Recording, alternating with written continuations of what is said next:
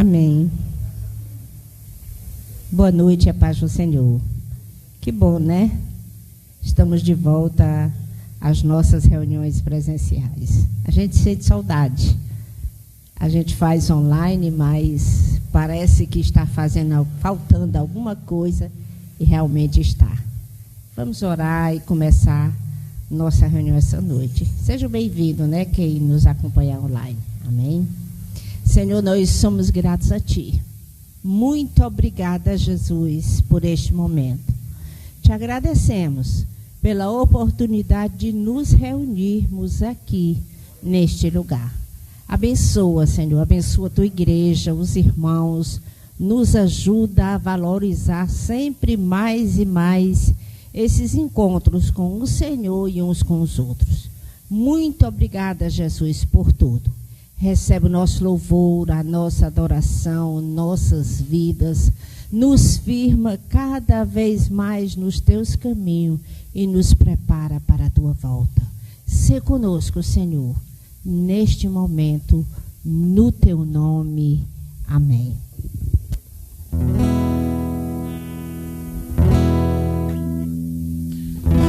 Amém. Pai do Senhor, irmãos. Amém. Vamos louvar o Senhor com alegria. Eu te busco, eu te quero.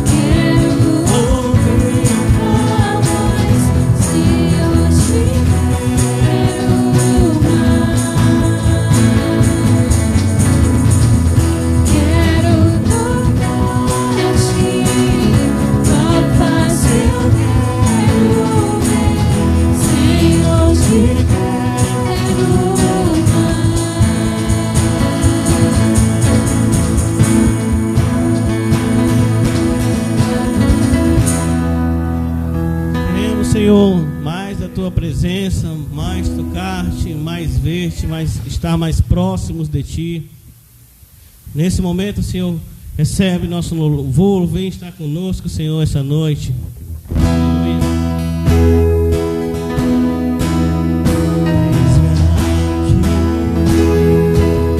Outra vez, diante de Ti, abra o meu coração, meu amor, Tu escuta.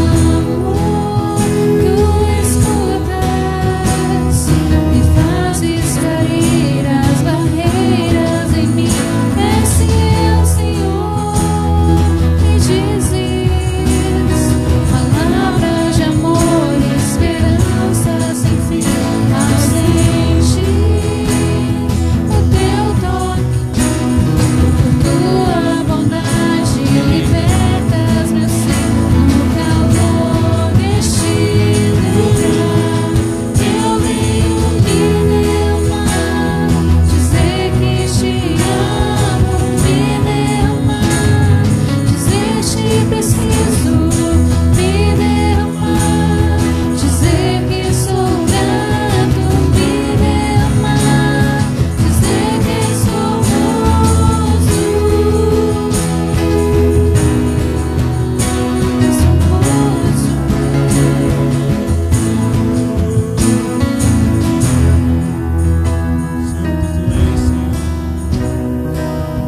Nossas vidas estejam derramadas diante da tua presença, Senhor. Que nossos corações, Senhor, sejam acessíveis a ti, sejam, Senhor, quebrantados diante da tua presença, Deus. Tu és todo poderoso, Deus. Ouve nossos pedidos, ouve nosso clamor, Senhor. Intervém, Senhor, com a tua mão poderosa. Nós precisamos de ti, do teu auxílio, Pai. Em nome de Jesus. Amém. Amém.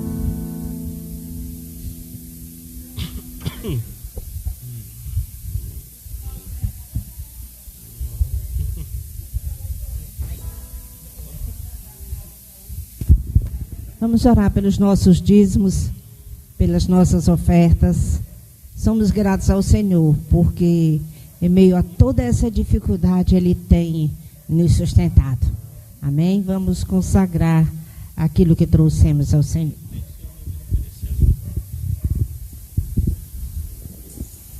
Senhor Jesus, te agradeço, Senhor, por este momento, Senhor querido, de ofertas, Senhor querido, pela reunião, estarmos aqui presentes na tua presença, Senhor querido. Abençoa os dizimistas, os ofertantes da tua casa e todos os irmãos. No teu nome, Jesus. Amém.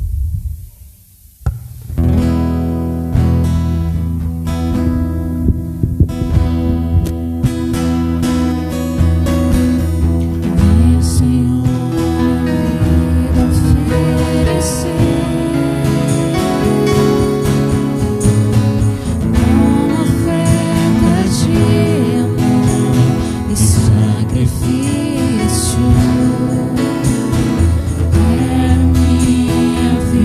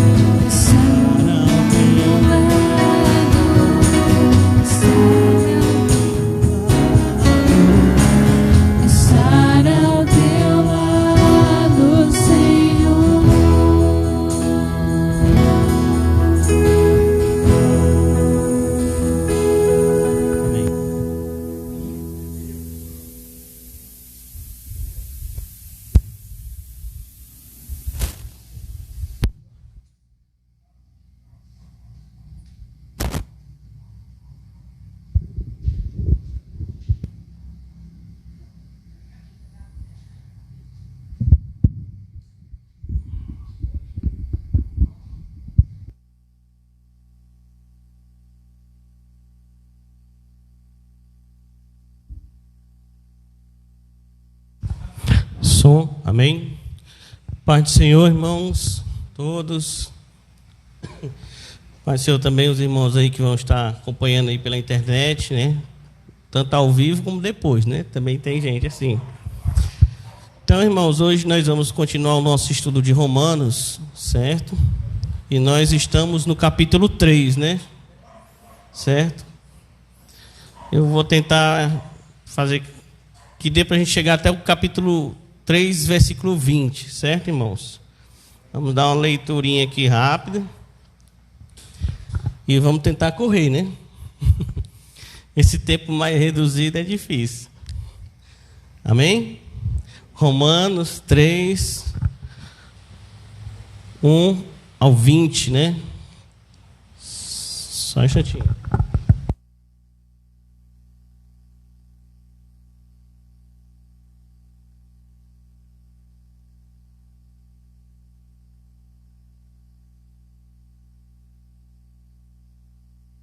Diz assim, irmãos: qual é a vantagem do judeu?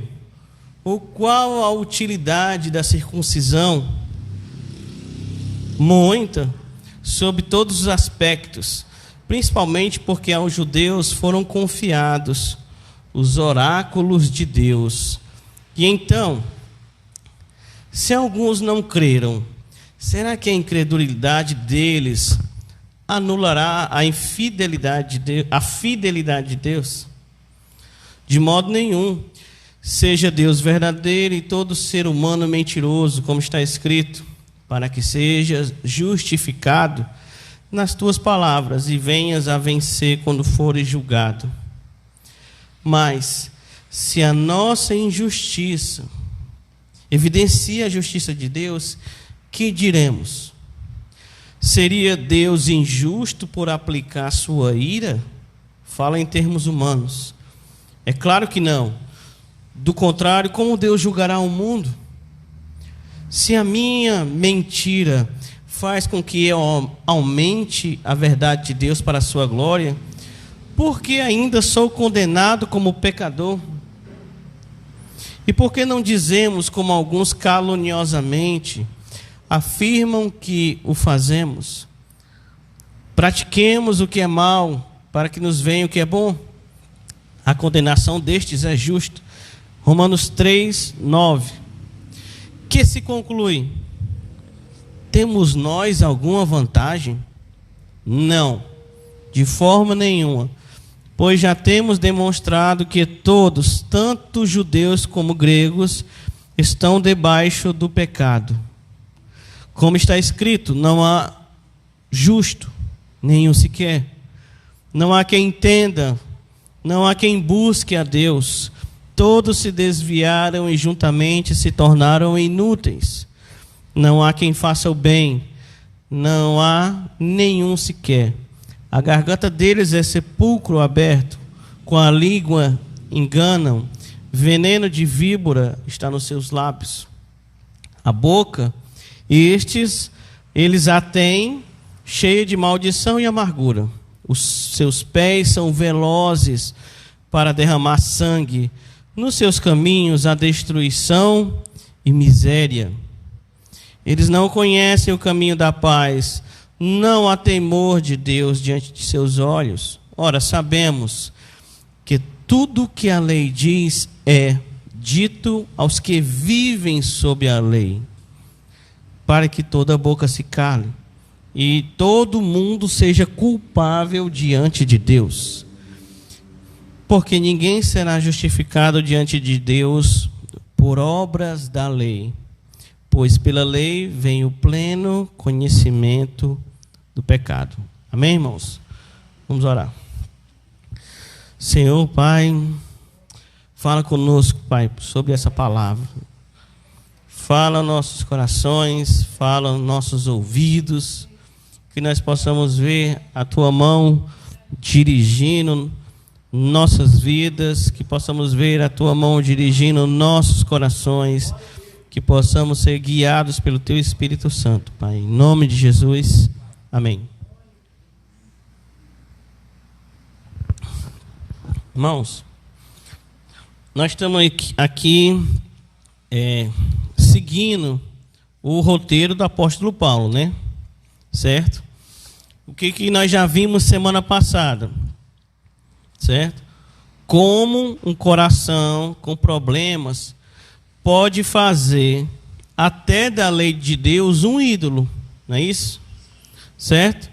Mesmo alguém que ouve a palavra de Deus, mesmo alguém que se identifica como filho de Deus, certo? Mesmo alguém que pode cantar para Deus em casa, certo? Que ora, que vai à reunião na comunidade, mesmo esses podem estar mantendo comportamentos para esconder seu próprio pecado. Era essa a rotina que lá ele aplica aos judeus, mas ele mostra aos judeus aplicando a uma igreja, que é a igreja dos romanos, certo? Isso. Então veja, as pessoas podem estar fazendo coisas para Deus, certo? E nessas coisas podem estar de alguma forma numa idolatria pessoal. É isso que acontece no capítulo 2, certo? E isso aí nós vimos que é um perigo. Israel vivia disso, dessa rotina, certo? E isso era confortável para eles. E milhares de pessoas são assim ainda hoje, certo? E nós vimos semana passada que os filhos de Deus são aqueles que tiveram os seus corações, usamos as palavras de Paulo, cortados pelo Espírito Santo, certo? E eles são fruto do seu agir, certo? São fruto do seu amor, são fruto do seu cuidado e exortações, certo? Então veja, some esse conjunto de coisas, e nós vimos que primeiro Paulo no capítulo 1 deu uma palavra geral sobre pecado e condenações. Depois ele tratou com pessoas que não eram descendentes de judeus, e depois ele tratou diretamente com judeus. O contexto é de ele falando com judeus. Então é como se ele chegasse a essa pergunta, certo? Ele vem caminhando no capítulo 2 de forma que alguém que não fosse judeu ou judeu podia chegar a essa pergunta do capítulo 3, versículo 1. Começa com uma pergunta, não é? Veja aí no capítulo 3, versículo 1. Qual a pergunta? São duas. Qual é, então, a vantagem do judeu? Lembra que nós dizemos nas últimas semanas que eles iam ser julgados de acordo com o que eles conheciam? Então, se eles conheciam mais, o julgamento seria mais pesado. E eles pensavam que não ia ter julgamento nenhum, certo? Outra pergunta, versículo 1. Qual a utilidade da circuncisão? Certo? Essas perguntas, veja, lembra que nós estamos andando em Romanos, Paulo fica fazendo perguntas, imaginando que ele está debatendo com alguém, certo? Esse é o tipo de texto que nós estamos vendo. Então tem perguntas que ele faz como se fosse alguém dizendo para ele, certo? Então Paulo faz a pergunta e ele mesmo responde. Então qual é a vantagem do judeu? Qual é a utilidade de ser judeu ou de ter circuncisão? Romanos 3:2, Paulo responde, muita. Certo? Porque muitos podiam pensar o seguinte, depois de tudo que ele falou, não tem vantagem em ser judeu. E aí Paulo vem e surpreende e diz, tem muita vantagem em ser judeu. E ele diz sobre todos os aspectos, Romanos 3:2. Principalmente porque aos judeus foram confiados, tem essa palavra aí de vocês? Oráculos de Deus. Algumas Bíblias têm isso ainda, né? Não sei se são todas. Algumas versões que eu vi tinha, certo? O que isso quer dizer, certo? É que foi, veja a palavra, foi confiado aos judeus. A ideia lá é de foi creditado aos judeus, certo? Foi entregue a eles as palavras de Deus, certo? Os judeus sabem o que Deus disse, certo? Esse oráculo de Deus aqui é como se fosse uma referência a todo o Antigo Testamento, que era a Bíblia que eles tinham, certo? Então, os judeus receberam a aliança, os judeus tinham os patriarcas, os judeus tinham a lei, os judeus tinham a linhagem do Messias, a linhagem de Davi, tinham os profetas, tinham as promessas, tinha a linhagem de Arão, que eram os sacerdotes. Eles tiveram o tabernáculo, ainda tinha o templo na época. Então eles tinham muita coisa, certo? Então veja o seguinte, Paulo pega e dá essa levantada, certo? Os judeus têm muita coisa, certo? Aí ele chega a um ponto, versículo 3, capítulo 3, versículo 3. Outra pergunta, ele imaginando alguém perguntando. E então, se alguns não creram, aqui é alguns judeus, certo? Se alguns judeus não creram, será que a incredulidade deles anulará a fidelidade de Deus? Certo? Paulo está perguntando aqui, irmãos, se os judeus, aqueles que não se converteram, que foi a grande maioria, certo? Eles não crerem em Jesus, certo? Eles serem infiéis a Deus, isso já é motivo para Deus anular a sua aliança com eles? Certo? Isso é a pergunta. Paulo está fazendo uma pergunta como se fosse alguém perguntando para ele. Ele vai responder. Certo? Qual o pano de fundo a gente tem que ter sobre isso? Sobre essas questões que estão no texto. A aliança de Deus com Israel, certo? E o fato de que eles não cumpriram sua parte. Certo?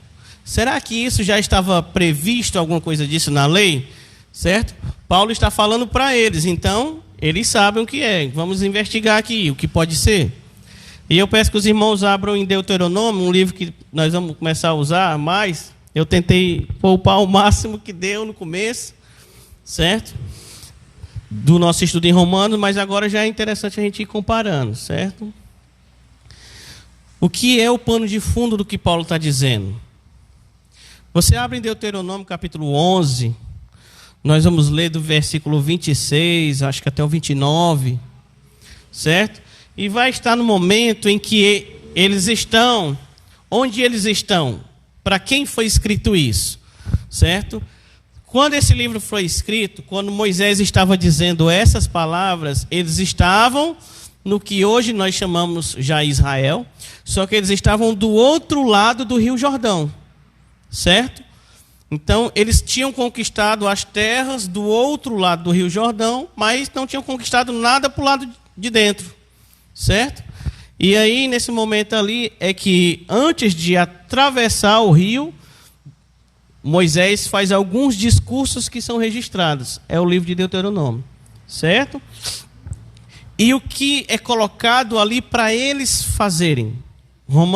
Deuteronômio 11, 26 diz o seguinte, veja que é como fosse Deus falando. Eis que hoje eu ponho diante de vós, veja essa palavra, marque aí, ó, bênção, a bênção. Só eu gosto dessa palavra. Mas ela anda junto com outra. E a maldição. Está vendo?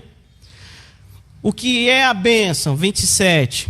A bênção, quando cumprirdes os mandamentos do Senhor, vosso Deus, que hoje vos mando. O que é a bênção? Cumprir os mandamentos. Beleza? E a maldição? Versículo 28.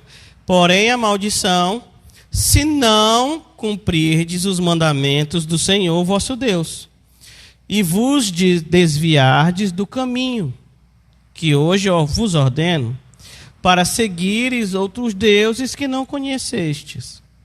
Entenderam aqui, irmãos? Veja o propósito. Estou pondo diante de vocês duas coisas: bênção e maldição. Bênção, quando vocês aqui, ó, estão seguindo as minhas palavras. E maldição, quando vocês se virarem para outros deuses e abandonarem as minhas palavras. O que eram as palavras? Era a lei toda. Beleza, irmãos, aqui? E aí, Deus institui para eles uma cerimônia. Versículo 29.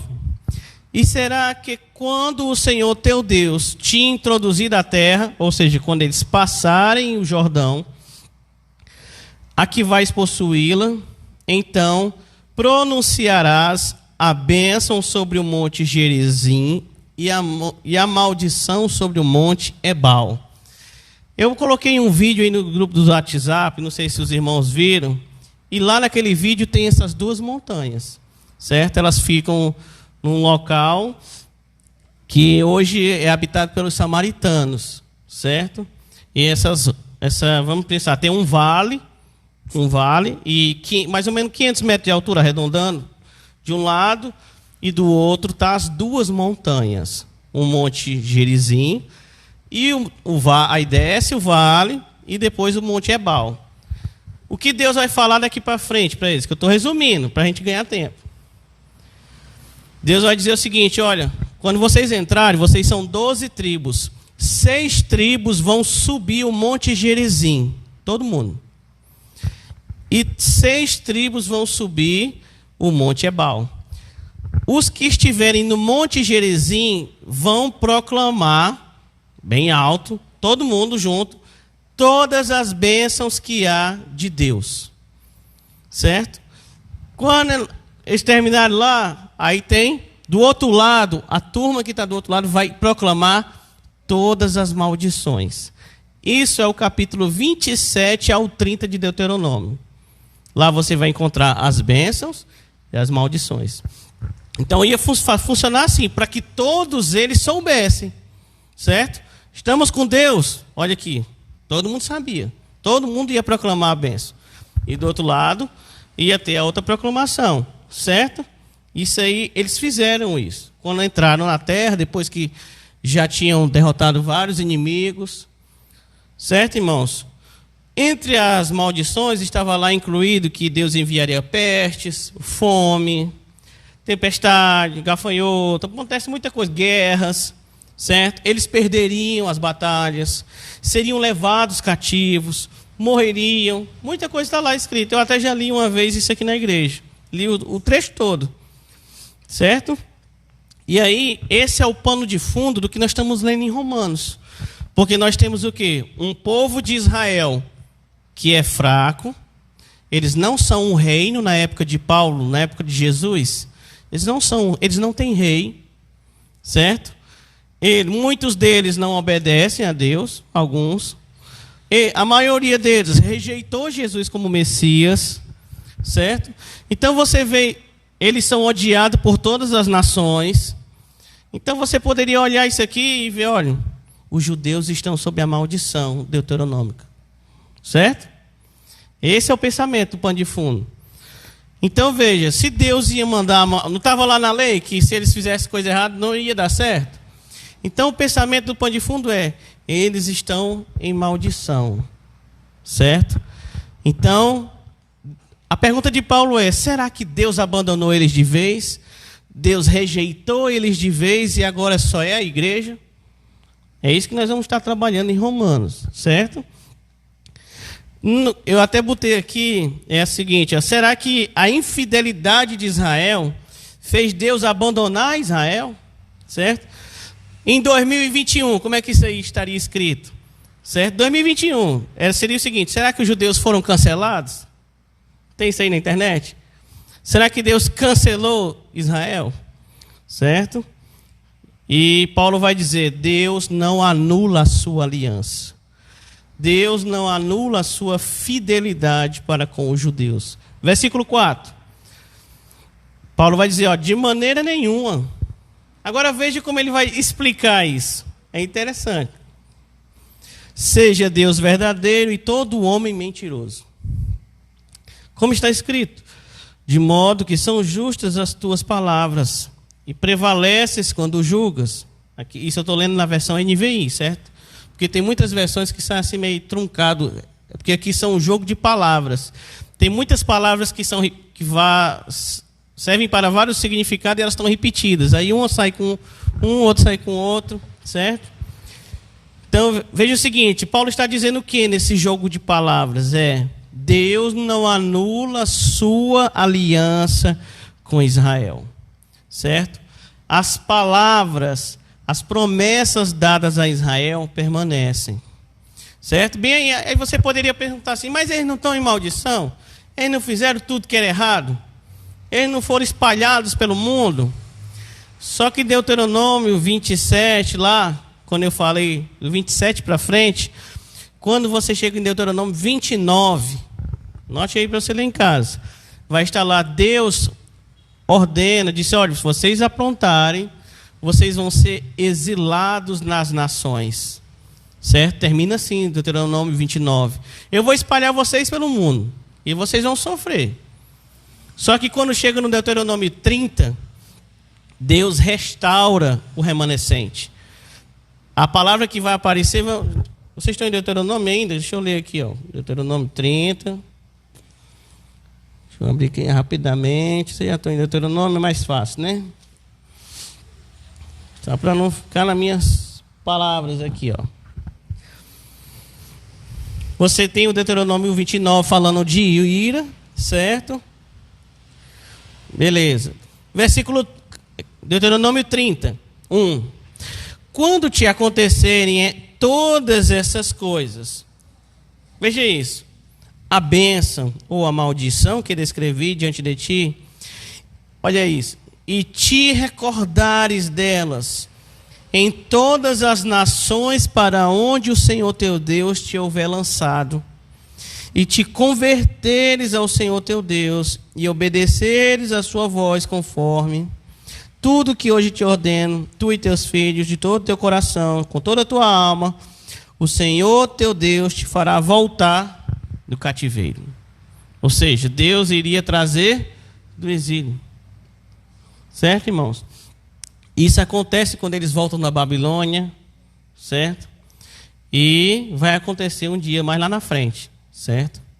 Porque a palavra de Deus nós vamos continuar vendo aqui em Romanos, e quando chegar lá para o capítulo 11, vai falar que esse pessoal vai se converter no futuro, certo? Deus permanece a sua aliança, e Deus já tinha previsto aqui, ó, vocês vão se afastar, vocês vão longe demais, mas quando vocês se converterem eu trago vocês de volta, certo, irmãos? Então veja, o que nós, voltando agora para Romanos, certo? Porque esses textos aqui de Deuteronômio, nós estamos vendo, passando por cima aqui, você vê em casa um pouquinho, mas isso aqui eles aprendiam desde criança, porque eles tinham que recitar isso aqui todo dia, certo? Então chega lá em Romanos 3, 4, veja 3 verdades sobre Deus nesse texto. Primeiro, olha aí, Deus é verdadeiro. Segundo aqui, ó, são justas as suas palavras. E terceiro, Deus prevalece quando julga, certo? Deus é verdadeiro, certo? Suas palavras são justas, e quando ele julga, ele prevalece. E agora Paulo vai citar palavras, certo? Paulo está citando, vai citar aqui palavras do Salmo 51, nessa resposta dele, certo? O que é o Salmo 51? É muito conhecido como é o Salmo depois que Davi tem o adultério, e é o momento do arrependimento, isso é o Salmo 51, certo? E o que você vai ter lá, o Salmo 51 dizendo? É essas palavras que Paulo pegou e aplicou no seu texto. O que está lá no Salmo 51? É isso. De modo que são justas as tuas palavras e prevaleces quando julgas. Aí você vai ver o contexto lá do Salmo 51. Davi tinha pecado, certo? Não é assim? E ali é o Salmo do arrependimento, não é? E o que nós podemos ver aqui, Paulo utilizando das palavras de Davi, é que enxergar-se pecador, primeiro é olhar para Deus. Veja em Salmo 51. Jesus do céu, eu tô aonde aqui? Vamos lá, irmãos. Está dando para os irmãos entenderem aí? Alguma dúvida? Amém? Salmo 51, veja lá, ó. Olha, começa aqui, ó. Ó Deus, compadece de mim segundo o teu amor, apaga minhas transgressões por tuas grandes misericórdias, lava-me, certo? 3, ó, reconheço minha transgressão e meu pecado está sempre diante de mim. Vendo aí? 4, pequei contra ti somente, e fiz o que é mal aos teus olhos. O que Paulo usa, por isso tua sentença é justa e teu julgamento é puro. Veja, como é que Davi, ele pula aqui da sua confissão para falar de Deus, certo? E aqui você vê que enxergar-se pecador, primeiro é olhar para Deus, certo? Veja que enquanto ele se enxerga pecador, ele está olhando para Deus e reconhecendo que Deus está em outro patamar, certo? Que Deus é justo, que Deus é verdadeiro, certo? Em Deus a gente vê, quando olha para Deus, você enxerga como o pecador é, certo? E aí você vê as palavras aqui, a de Deus é perfeito, bom, santo, certo? E ele fecha assim, ó, e o julgamento de Deus é justo. Paulo está utilizando esses contextos para o seu argumento em Romanos. Então veja, o pecado de Israel, ou o pecado da humanidade, não joga trevas sobre a justiça de Deus, certo? As sujeiras, os crimes, corrupção dos homens não enfraquecem Deus. Ninguém pode julgar Deus como suspeito, que nem nas nossas justiças, certo? Paulo vai o contrário, certo? Ele diz o que? Olha, a injustiça, os pecados da humanidade deixam claro que Deus se mantém verdadeiro, justo e prevalece como juiz. Aí Paulo volta às perguntas dele, Romanos 3:5, certo? Sempre esteja lembrando, para você não confundir o que ele está dizendo. Lembre sempre quando tem uma pergunta ali, pode ser aquela história. Ele está utilizando de outra pessoa, como se fosse outra pessoa, fazendo perguntas difíceis para ele responder. Então ele veio e fala o seguinte, Romanos 3:5. Mas se a nossa injustiça evidencia a justiça de Deus, que diremos? Seria Deus injusto aplicar a sua ira? Fala em termos humanos. É interessante esse versículo, porque é como se Paulo argumentasse assim, ó. Bom, então, se os meus erros, se os nossos defeitos, se os nossos problemas, se os nossos pecados fazem Deus ser visto como bom, se parece mais ainda ele verdadeiro, mais ainda ele parece justo, então eu não estou ajudando Deus a ficar melhor na fita, então não seria errado Deus me condenar? Entendeu a jogada? É como se alguém tivesse a argumentar aqui para se safar da história. Aí versículo 6, é claro que não. Se fosse assim, como Deus iria julgar o mundo? Versículo 7, novamente Paulo vai argumentando, ó. E se a minha mentira, alguém falando, ó, e se a minha mentira faz com que aumente a verdade de Deus para a sua glória, por que ainda sou condenado como pecador? E por que não dizemos, como alguns, essa palavra aqui, caluniosamente, a melhor tradução seria blasfemando, certo? Afirmam o que fazemos. Vamos praticar aqui, ó. Pratiquemos o que é mal, para que venha o que é bom. Aqui a ideia é o seguinte, certo? Nesse jogo de palavras deles, de perguntas, ainda é nesse argumento, dizendo, olha, se Deus fica sempre melhor nessa história, se todos os meus erros, meus pecados fazem Deus parecer melhor, então vamos praticar pecado, e Deus vai cada vez ficar melhor na história. Entendeu? Alguém poderia argumentar isso. E muita gente vive assim. Tem muito ditado no mundo aí que diz isso. Certo? Veja o que Paulo vai dizer no próprio versículo 8. A condenação destes é justa. Certo? É justa. Quais são as conclusões aqui que Paulo vai chegar sobre a humanidade diante de Deus? Versículo 9. Que se conclui: temos nós alguma vantagem?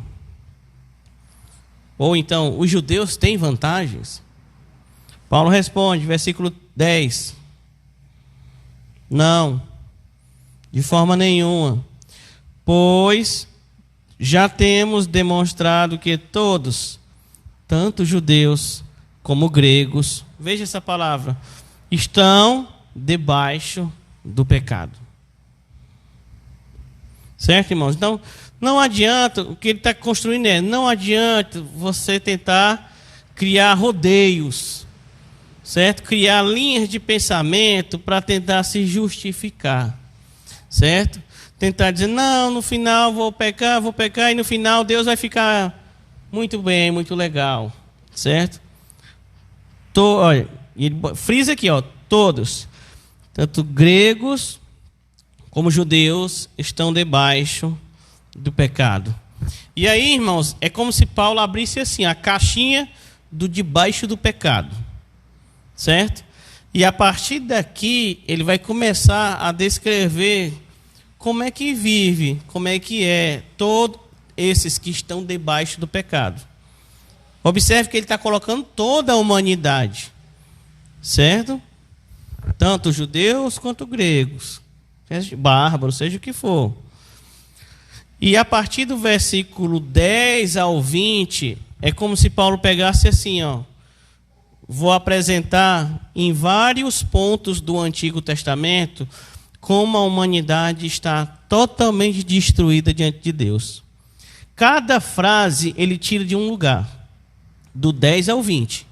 Ele vai pegar uma frase do Salmo tal, completa com a frase do Salmo tal, vai pegar um pedaço de Isaías, certo? Ele vai fazendo esse recorte.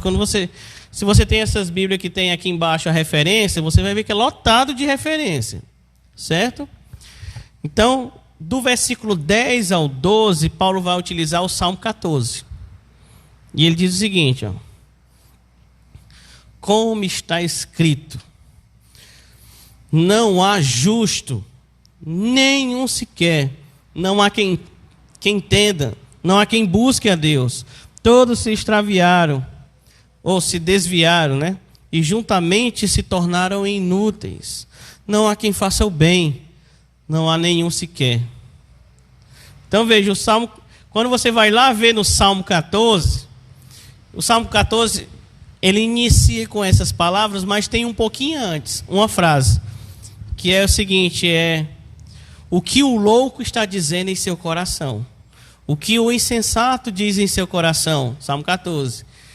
E o que o insensato diz em seu coração? Ele diz o seguinte, não há Deus, certo? E a partir dessa conclusão, dessa forma de vida, de que para ele não há Deus, então ele pensa que pode fazer o que ele quiser.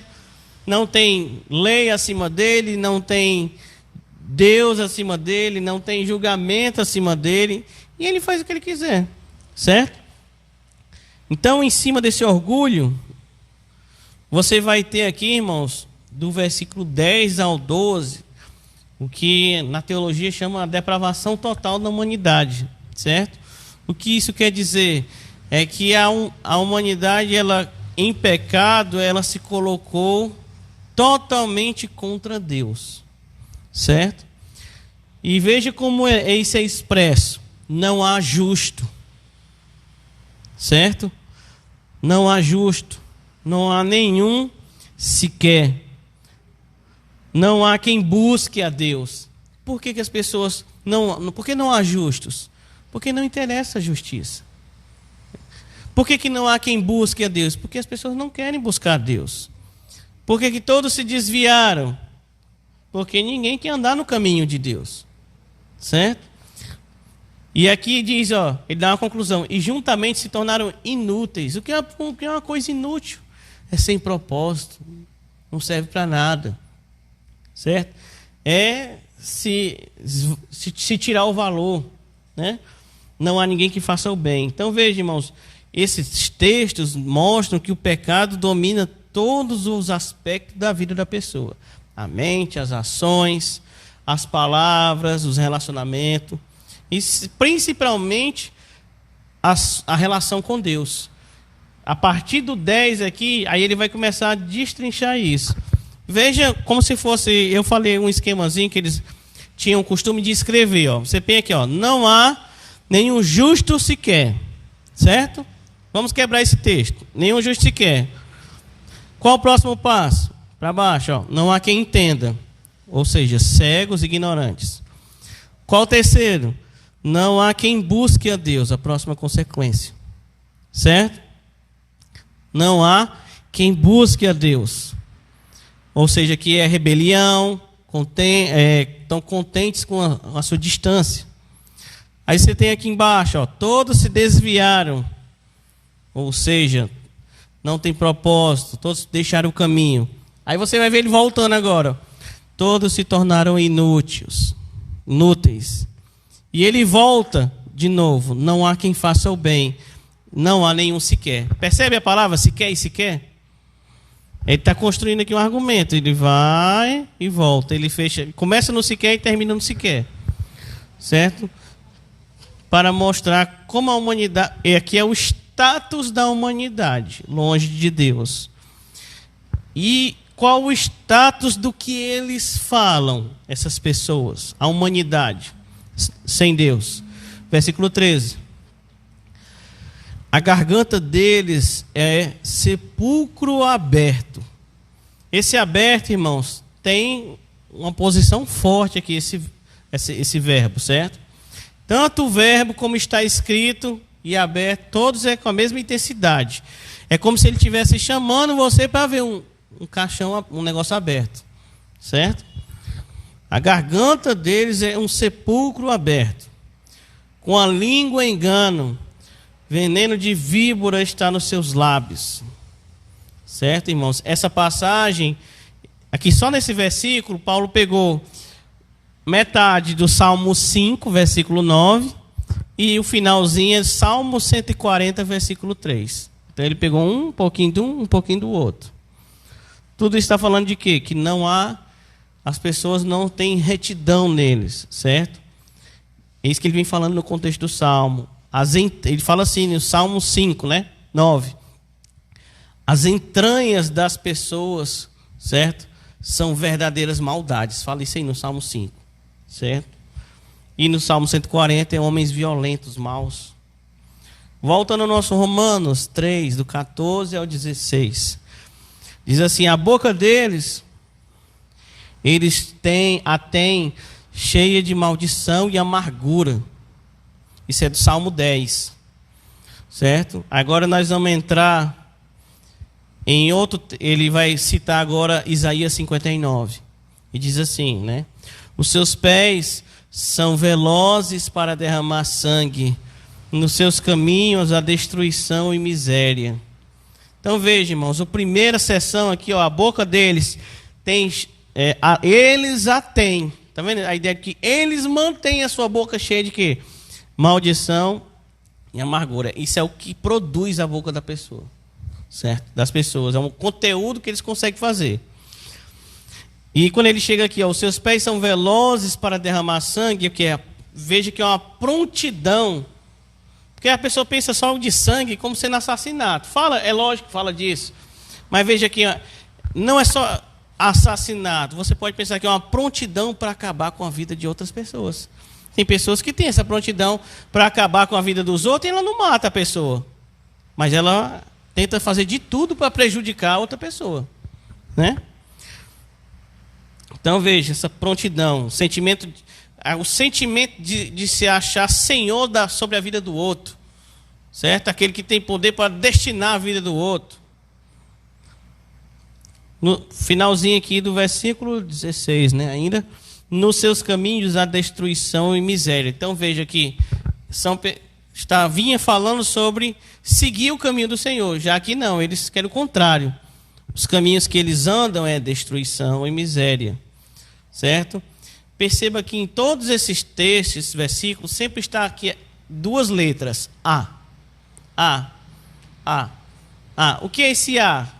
Certo? Não é o verbo lá que fala de existência, certo? E o que Paulo está toda hora dizendo é que em todos os pontos da existência da pessoa, o que existe, o que há, é maldade, certo? É mal. Versículo 17. Eles não conhecem o caminho da paz. Isaías 59 ainda. Certo? Não conhecem o caminho da paz. Eles nem fazem ideia do caminho da paz. Certo? Versículo 18. Não há temor diante de seus olhos. Aqui já é Salmo 36. Que ele está citando. É copia e cola, certo? Ele está colando aqui um monte de versículo.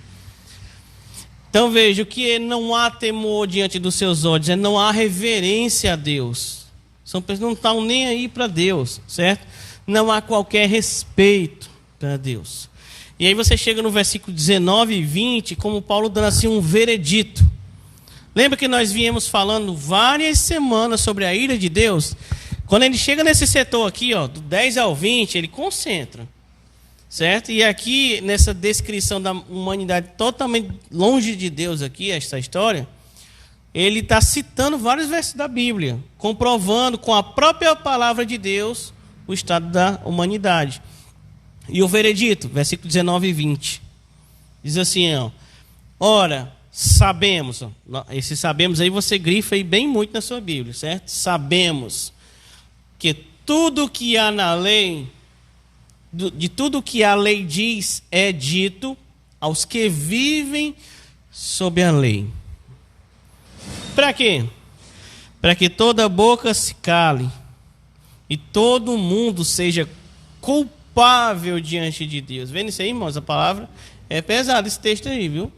E todo mundo seja culpável, todos sejam culpados diante de Deus. Versículo 20, porque ninguém será justificado diante de Deus por obras da lei. Veja isso, ó, ninguém será justificado diante de Deus pelas obras da lei. Pois pela lei vem o conhecimento do pecado. E aí veja que encerra aqui o que nós vamos falar hoje. Semana que vem vai ser, nós vamos chegar na salvação, semana que vem, certo?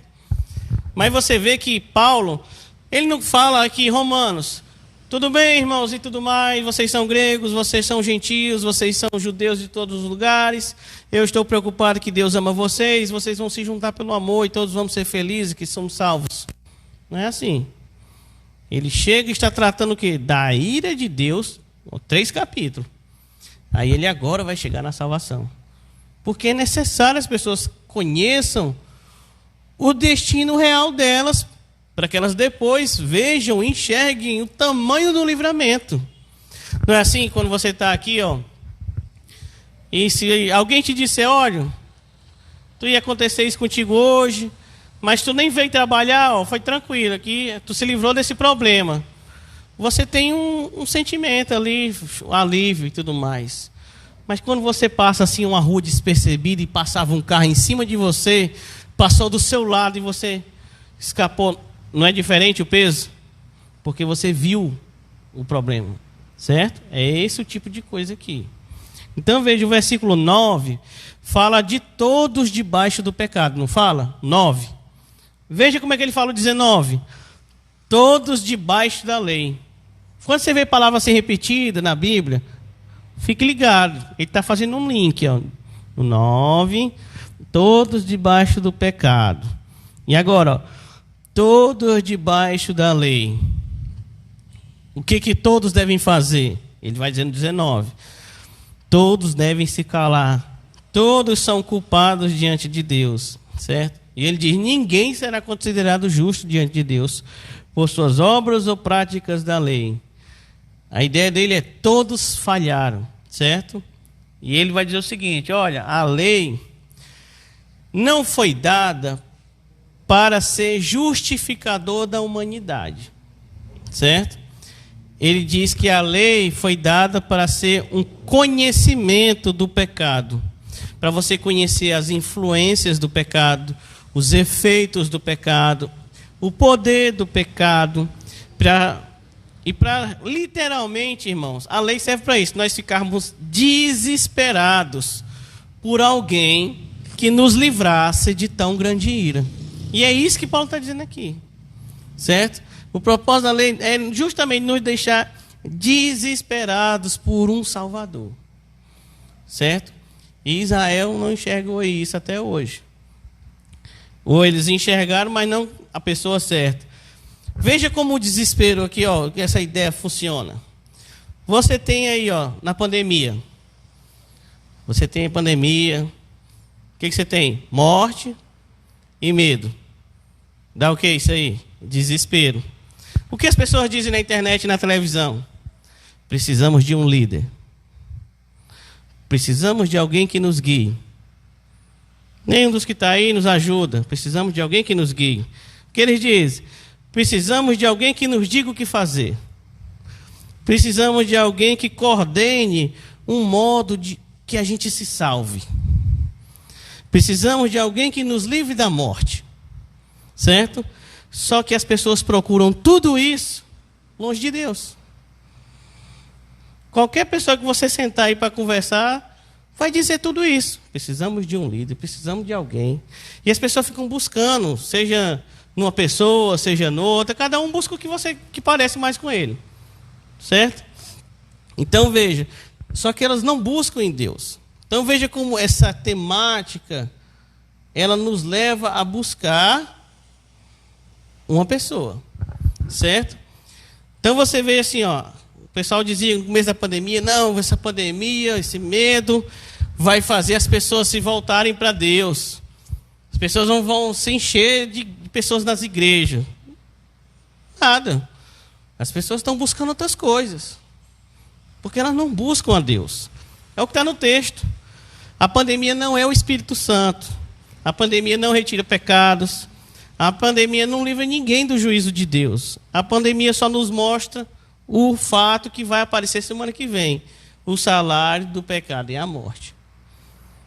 Essa ideia que eu estou trazendo da pandemia é o que a lei aponta. Tem que ter alguém. E esse é o assunto de Paulo da próxima folha. Certo? Já leia hoje para você ficar sabendo aí. Certo, irmãos? E quais são as nossas aplicações para a gente terminar aqui hoje? Certo? 2 pontos. O que você vê aqui nesse texto? As promessas de Deus, e muitos olham a promessa, certo? A bênção. Outros vão olhar a maldição, as punições. Mas essa temática de bênção e essa temática das maldições, certo? Diante de tudo isso, o que muitas pessoas não veem é que essa promessa de Deus é a promessa de disciplinar um povo, certo? É a promessa de trabalhar os corações, certo? É isso que Deus vem fazendo, ó. Deuteronômio, Antigo Testamento, os profetas, é disciplinando um povo, certo? E o que acontece lá na frente? Aí vem o Espírito Santo para morar dentro do coração para garantir o negócio não dê errado, certo? Então veja, Deus está disciplinando aqueles que Ele ama, seja no Antigo Testamento, seja no Novo Testamento. Isso mostra o quê? Deus preocupado com a nossa vida, certo? E então, irmãos, não se assuste quando Deus colocar assim o seu pecado e lhe assustar com aquilo, certo? Na consciência, na sua frente. Isso mostra que é necessário o quê? Arrependimento e que se volte atrás. O que eles tinham que dizer lá nas montanhas, a bênção e a maldição, é para que todo mundo soubesse do que não era para fazer. Então, qual o propósito disso? Era só botar medo? Não, é para que eles fossem conduzidos ao caminho certo. Fossem disciplinados no caminho certo. Então, tudo que Deus está fazendo é conduzindo ao arrependimento, irmãos. Os juízos de Deus, certo? Ao seu povo são necessários, certo? Para que você volte atrás no caminho. Então, não é assim que você faz com seu filho? Você não aplica, você não priva ele de coisas quando está dando errado. Você não disciplina, você não arranca ele do caminho errado, você não faz ele ver o quão errado ele estava. Você faz isso, quanto mais Deus soberano faz isso também, certo? Só que Deus faz de forma eficaz, certo? Enquanto você disciplina seu filho, você pensa que tem um norte para ele chegar.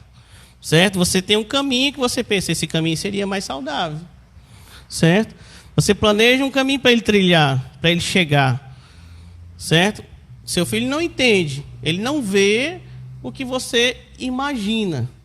Agora veja do lado de Deus. Deus sabe aonde Ele quer que você chegue. Ele sabe como você tem que chegar lá. Então, Deus vai fazer tudo para que você ande no caminho dele.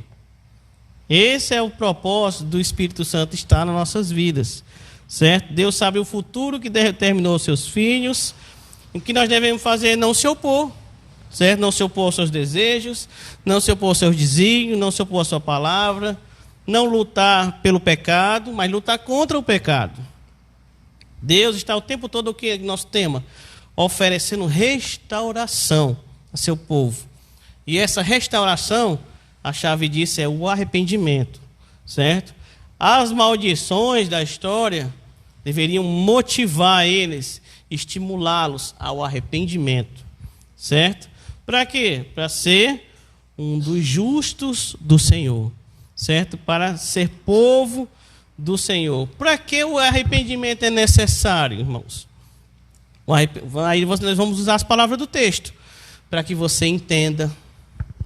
Para que o arrependimento é necessário? Para que você busque ao Senhor. Para que o arrependimento é necessário? Para que você não se desvie. Para que você seja útil, seja funcional, seja produtivo em meio do povo de Deus, certo? Para que você faça o bem. Para que você não seja um túmulo aberto, mas que seja alguém que ressuscitou, certo? Da morte. Para que a sua língua não seja da língua da serpente, mas seja cheia da palavra de Deus. Para que os seus pés sejam ágeis para a presença de Deus. É o contrário, certo? Para que você corra para a vida. Para que a sua boca seja cheia de bênçãos e perdão, certo? Que você não ande do lado da amargura. Que você seja uma pessoa que construa. Lembra? Vê que eles estão lá desconstruindo? Se desconstruindo. Então, o arrependimento nos ajuda a construir. É o contrário. E é construir com os outros, construir com a igreja. Certo? E tudo isso termina em quê? Que você conheça, que você viva com a paz. Quem é a paz? É Jesus. Certo, irmãos? Então veja, aos seus olhos, temer ao Senhor deve ser tudo o que você tem. Tudo que importa, tudo que você busca e tudo que você vive. Amém? Vamos orar, irmãos. Amado Pai, Senhor, que nós possamos caminhar, Senhor, alegres com o livramento que o Senhor dá às nossas vidas. Caminhar, Senhor, com arrependimento, Senhor, ao nosso lado, Deus. Amando a Tua presença, amando, Senhor, a Tua paz, amando buscar o Senhor, viver, Senhor, a Tua palavra, viver o que o Senhor tem colocado, tem designado para nossas vidas, Senhor. Que nós não venhamos nos opor a isso, mas que possamos caminhar em direção, Senhor, ao Teu trono, à Tua presença, cheios da alegria do Senhor, Pai. Nos dá força, nos dá resistência, nos dá resiliência, que nós possamos avançar e chegar, Senhor, bem, e chegar preparados pelo Teu Espírito Santo, Pai. Em nome de Jesus, ouve nossas orações, abençoa aqueles que precisam de trabalho, abençoa, Senhor, aqueles que precisam receber recursos, aqueles, Senhor, que estão doentes, levanta, Senhor, aqueles que estão entubados, Pai, que o Senhor possa estar trazendo ressurreição, que o Senhor possa estar trazendo vida e alegria a essas famílias, Pai, em nome de Jesus. Amém, irmãos. Amém.